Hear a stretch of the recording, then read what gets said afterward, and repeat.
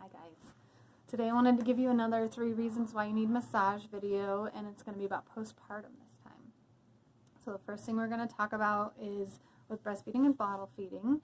We know the rules about how we're supposed to bring baby to breast and not breast to baby, but I don't know about you, but that sometimes all went out the window when I was exhausted and not sleeping and trying to make sure baby got a deep enough latch. I was just more focused on a deep enough latch and not having any pain or being uncomfortable. And by that time, my shoulders were rounded, and we don't realize how much tension that ends up creating in the pecs area here.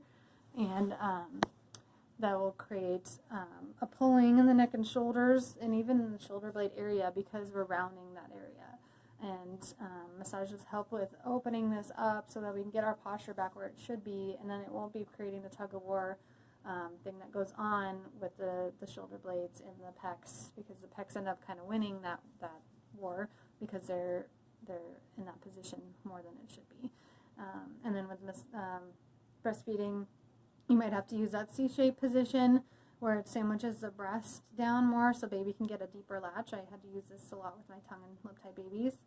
And sometimes you might just hold this in the beginning of the feed, but it might be the entire feed that you know, as baby is learning how to breastfeed. It might not be the whole breastfeeding journey, but in the beginning, as baby's learning, sometimes, you know, you might have to hold this 10 minutes or more, and if you can think about how much tension that will create in the wrist and the forearm, it might even create some of the carpal tunnel symptoms that you've seen, where it might be numbness or tingly.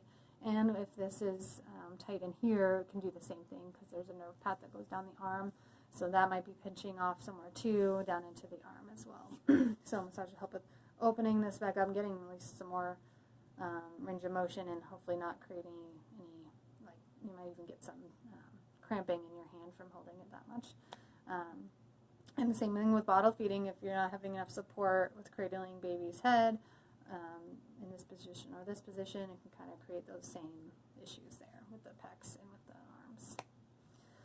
So the second reason is with just carrying baby more, and from being sore from labor and delivery, and if you had a cesarean. So we're having to get used to using different muscle groups after baby is out of the body, and we're using our arms more, using the upper back more, and depending on how we're having to hold baby, we get tired and we don't realize we're not having perfect posture anymore, and we might be rounding those shoulders more, and that same idea with needing to open this back up.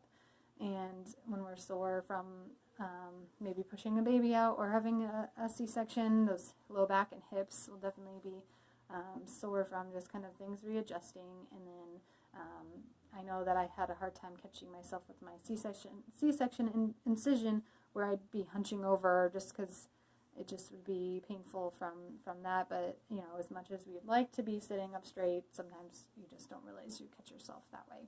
And creating tension in that abdominal area, but then the compensation in the low back from those muscles kind of having to take over. So massage just helps with kind of realigning and reorganizing those sore muscles that we are learning how to reuse again, basically. And then the third reason is, again, with hormone regulation, like I talked about in the pregnancy video. Hormones are still definitely going on, even though baby has come out and placenta has come out.